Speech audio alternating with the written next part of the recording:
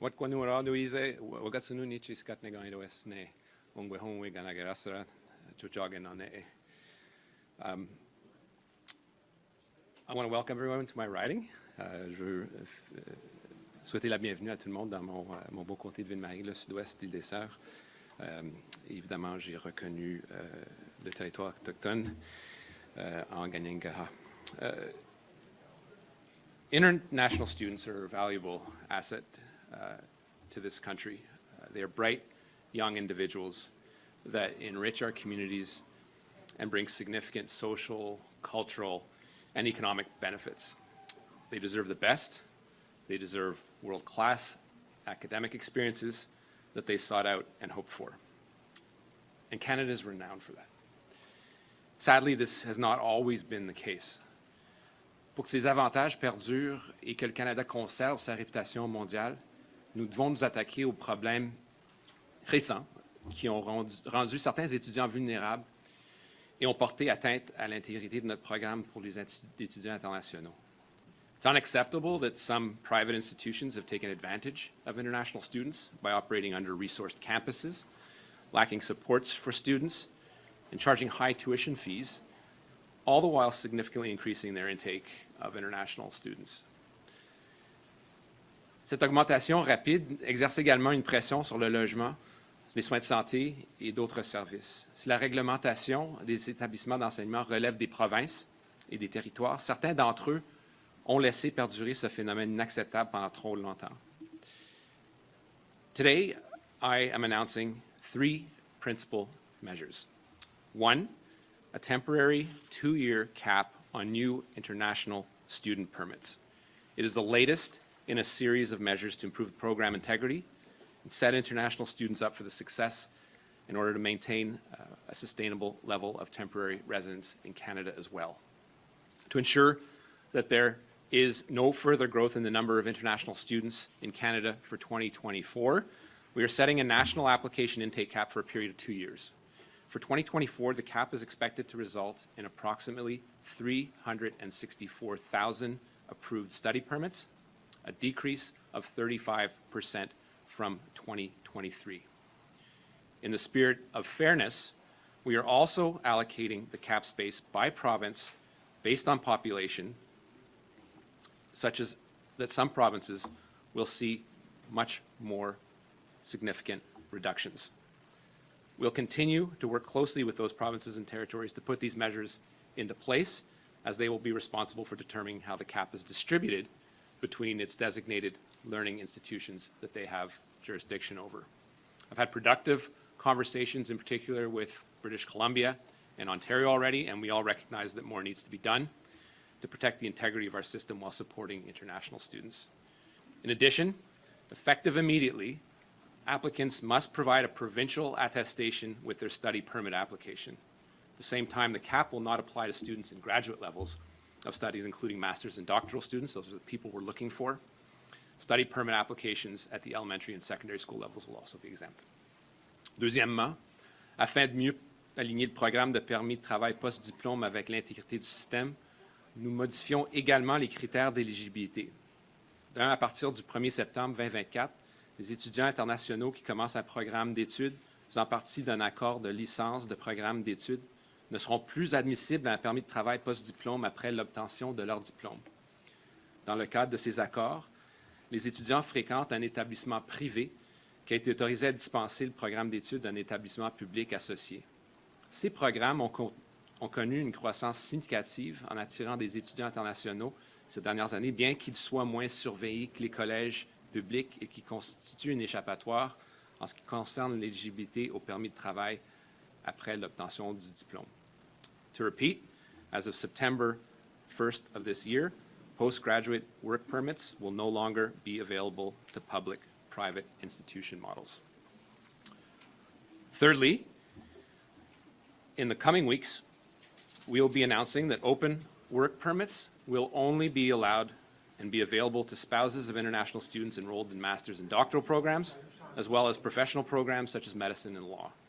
Spouses of international students enrolled in other levels of study, including undergraduate and college programs, will no longer be eligible. To be clear, the cap will not applied applicants within Canada looking to extend their studies, as it wouldn't be fair to prevent someone from finishing the program, nor will the cap have an effect on study permit holders currently in Canada.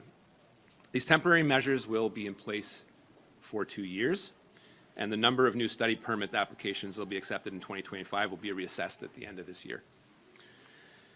Nous continuons en outre à travailler avec les provinces et les territoires, les établissements d'enseignement désignés et les acteurs de l'éducation nationale des réformes plus larges sur l'élaboration d'une voie plus durable pour les étudiants internationaux, y compris la finalisation du cadre des établissements reconnus que j'avais annoncé plus tard l'année dernière.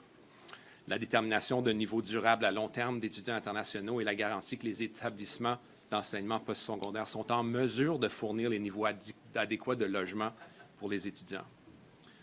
S'appuyant sur d'autres réformes du programme des étudiants étrangers, l'annonce d'aujourd'hui vise à protéger un système qui a ouvert la voie à des abus, ainsi qu'à soutenir une croissance démographique durable au Canada.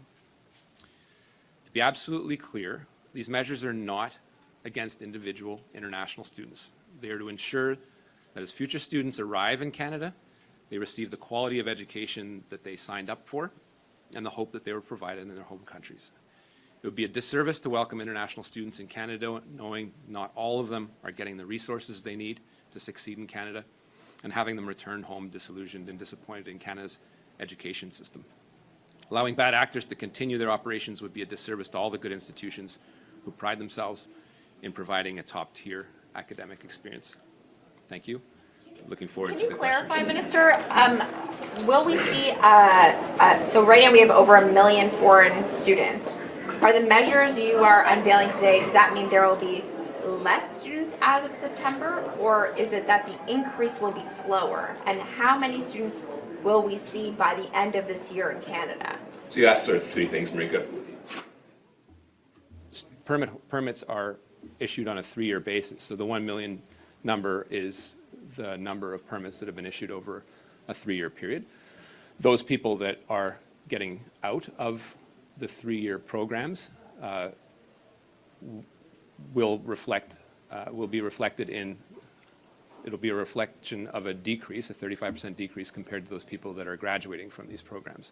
So the net intake will show that decrease of 35%. There's some room there to work with some of the provinces to make sure that they are actually decreasing. But what the cap actually does is twofold. It's a national cap, but it's spread out according by population by province. So some provinces will actually have some room to go up if they so choose, but the provinces that have been most heavily affected will have to decrease by about 50, and perhaps even more than 50% when it comes to new incoming people. Avez-vous étudié l'effet concret de cette nouvelle mesure-là sur la pénurie de logements qu'on vit actuellement au pays? Qu'est-ce que ça va changer? Aujourd'hui, ce n'est pas une annonce en logement.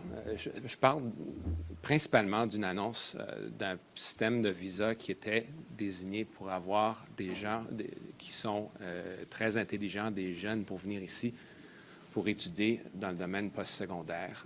Évidemment, on sait qu'avec le volume dans certaines provinces, dans certaines villes, il y a eu un impact sur le logement, c'est clair. La diminution du volume va avoir un impact sur les loyers principalement, mais ce n'est pas le cas que du jour au lendemain, les prix et l'abordabilité vont être réglés à cause du fait qu'on a réglé ou qu'on a diminué le nombre d'étudiants internationaux qui s'en viennent au Canada. C'est un élément, c'est un impact, mais l'impact, puis le motif principal aujourd'hui, c'est d'enrayer un système qui a perdu le contrôle. Joël Denis. Au Québec, on fait des choses un peu différemment. Quel est l'impact de cette annonce sur le Québec? Comment ça va affecter le Québec? Le cap s'applique au Québec, mais il reste qu'au Québec, il y a du lest, il y a de la place. Et le Québec, en théorie, aura la capacité d'augmenter. Ce sera le cas aussi pour les territoires. Pour l'Alberta et la Saskatchewan. Vous avez juste à prendre les chiffres que j'ai cités aujourd'hui, sortez vos calculatrices, puis regardez les populations dans les provinces pour voir un peu où le problème réside. Mais c'est clair qu'en ce qui a trait aux chiffres, c'est disproportionné dans certaines provinces, dont la Nouvelle-Écosse, au Nouveau-Brunswick, en Ontario, puis en Colombie-Britannique. You have been saying that you were action if the provinces didn't do what you needed them to do? Does this mean the provinces have not responded to you the way that you expected? I'd say a couple of things. Clearly, there has not been action as quickly as we wanted it to be taken. We first and foremost wanted to address the matters that were within pretty much exclusive federal jurisdiction, which are fraud, the integrity of the intake system, verification of offer letters, the putting into place of a recognized institution model, which we did in the fall.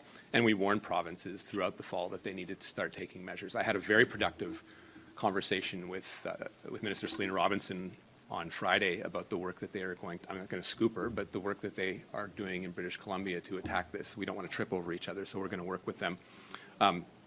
If we get it wrong, we'll fix it with them, and if they get it wrong, we'll be talking about that as well. But we want to coordinate our activities because it is an area of shared jurisdiction.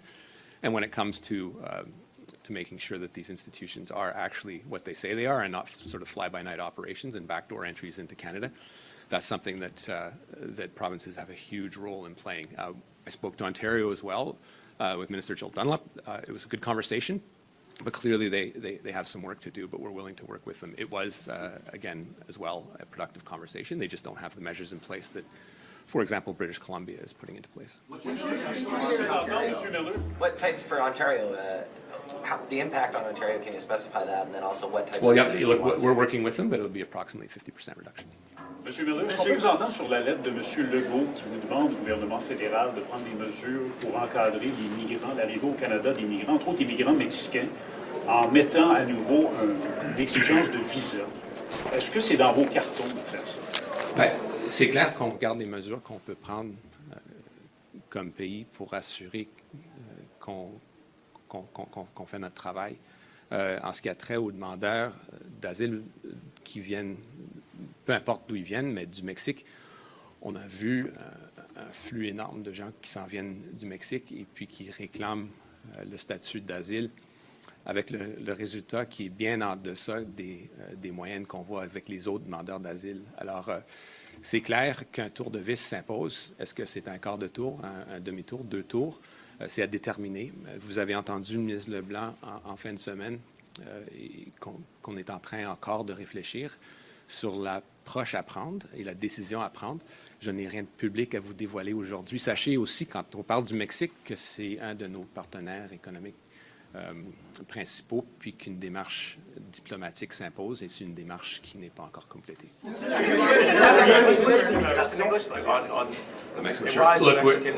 it's clear that we've seen increased volumes ever since we removed the visa at the beginning of our mandate. That has come with some economic benefit as well, so we shouldn't deny that. Mexico is one of our principal economic partners, so any measures that we would take, would contemplate, require a diplomatic process that is not yet completed. We certainly, it doesn't translate as well into English, but I said we certainly need to turn the screws a bit, whether it's a quarter turn or a full turn. It's something that's still being determined. It's something I can't share with you publicly, but know that we are not trying to be opaque, but when we take these measures, it's not something that we can necessarily discuss publicly because there are some bad actors that don't have the best interests of Canada at heart that will game the system. So we acknowledge the problem, we acknowledge that Canada has to take action, but there's some work left to do. I'll take this. In 2 years, after these measures expire, how are you hoping that the world will be different? What's going to happen in the meantime? Well, look, we've got 2 years to actually get the ship in order. It's a bit of a mess, and it's time to rein it in. So this is something we will, these are, even though we've put a lot of thought into this, these are still pretty much blunt measures from the federal government. We're playing with taps that we're turning on and turning off and allocating between province. So did we get it right? We'll see.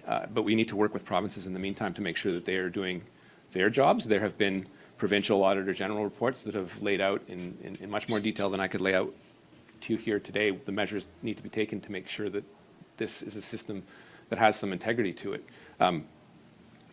It is not the intention of this program to have sham commerce degrees or business degrees that are sitting on top of a massage parlor that someone doesn't even go to, and then they come into the province and drive an Uber. If you need a dedicated channel for Uber drivers in Canada, I can design that, but that isn't the intention of an international student program. So this is something we need to rein in. They exist, those institutions need to be shut down, and it's up to the provinces to do it. 17% aren't actually registered? Institutions, though, is your government concerned about the economic impact this will have on public universities and colleges?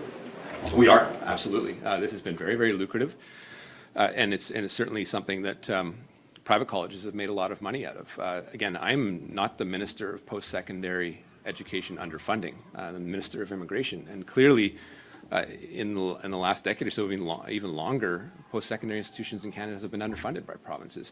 And these institutions are smart, and they've gone and they've seen that they can get tuition fees that are 4 or 5 times more than what my kids pay at McGill or Acadia, and they've made money off it. They haven't necessarily provided the student experience that was promised to these people who brought in.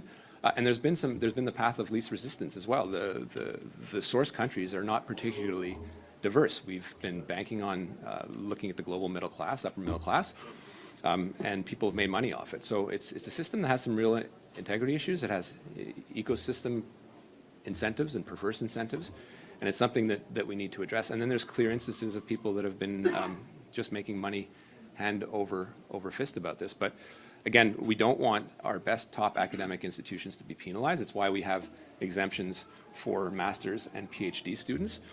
Because those are the bright people that we need to retain. And now you will hear from some provinces quite clearly that there are some trade schools that they will want to exempt or give postgraduate work permits to, because that is where some of the needs are, whether it's in nursing or healthcare or in construction. But what I say to them is we'll work with them, and we'll work with them to get this done. Is this where the Je vais juste répéter. Rafi, I just want to repeat in French. Je vais essayer de répéter le système, ce que j'ai dit en anglais, sans faire de la soi-disant translation. Je ne suis pas le ministre du financement de l'éducation postsecondaire. C'est clair qu'il y a le potentiel d'avoir un impact sur les institutions. Ce sont des institutions qui sont intelligentes. Ils savent qu'ils peuvent avoir des frais de scolarité qui sont 4-5 fois plus haute que ce que mes enfants payent à McGill ou à Acadia. Et puis, on agit en conséquence. Donc, ils ont renfloué les coffres. Et c'est clair que depuis au-delà d'une décennie, les provinces sous-financent l'éducation postsecondaire à travers le Canada. D'autres, plus que certaines provinces plus que d'autres. Et ces institutions ont agi en conséquence. Donc, la réalité, c'est qu'il va y avoir un impact, mais c'est un système qui n'a pas été désigné pour avoir certainement ce flux de gens, surtout avec le niveau de diversité des pays sources. C'est clair qu'il y a une classe moyenne globale où les institutions sont allées puiser des gens, mais il y a assez, somme toute, peu de diversité. Je porte aucun jugement sur ces gens-là, mais c'est un système qui a certains effets pervers et un écosystème qui est celui qu'il est aujourd'hui. Et c'est clair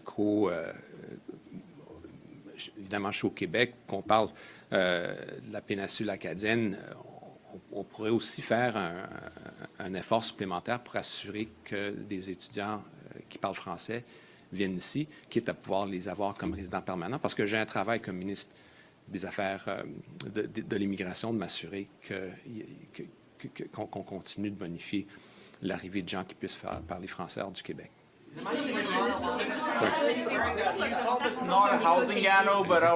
Plus précisément, sur ces institutions postsecondaires qui sont finalement des coquilles vides. Je n'ai pas bien compris comment les mesures que vous annoncez aujourd'hui vont vraiment permettre de faire en sorte qu'elles soient visées et peut-être même qu'elles puissent mourir de l'environnement finalement.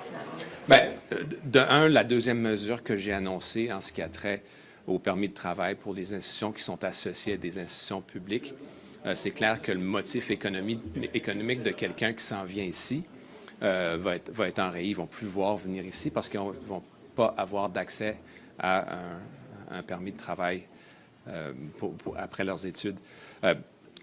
Évidemment, c'est pas mon travail d'aller institution par institution, même de valider ces institutions qui ne devraient pas être des institutions désignées. On donne le chiffre aux provinces, puis on leur demande très respectueusement de faire leur job. S'ils veulent faire des coupes qui sont insensés, alors on va avoir une conversation additionnelle. Mais évidemment, vous l'avez dit, c'est clair qu'à travers le pays, il y a certaines institutions qui n'ont pas lieu d'exister. The Toronto money, the money that the City of Toronto wants for asylum seekers, where are you guys on that? Is that going to happen? Oh, well, we're working. I've had some very productive conversations with Mayor Chow, and it's work that I think is going to continue.